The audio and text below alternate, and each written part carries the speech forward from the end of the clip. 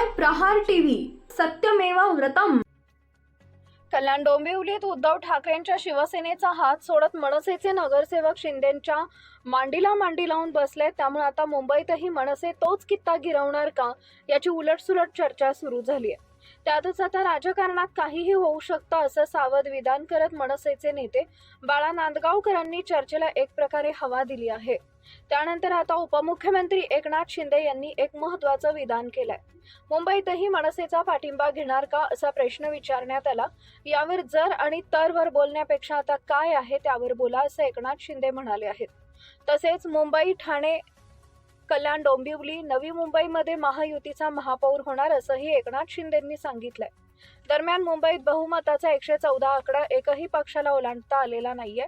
भाजप 89, शिवसेना शिंदे गट 29, उद्धव ठाकरेंचे 65 आणि मनसेचे 6 नगरसेवक निवडून आले आहेत।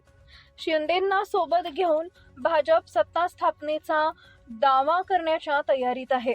मात्र राज ठाकरेंच्या मनसेलाही सोबत घेत युतीचं बेरजेचं राजकारण करणार की कोणती नवी खेळी खेळणार हे पाहणं महत्त्वाचं ठरणार आहे।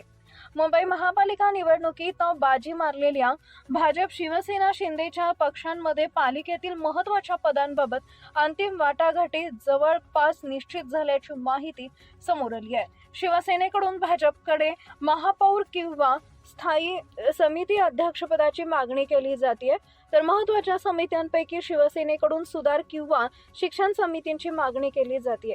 दरम्यान या वाटाघाटीत मुंबईत महापौर हा भाजपचा बसल्यास शिंदेच्या शिवसेनेला स्थायी समिती अध्यक्षपद दिले जाण्याची शक्यता आहे, तर भाजपकडून सुधार समिती, बेस्ट आणि आरोग्य समिती स्वतःकडे ठेवली जाणार असल्याचं समजतंय।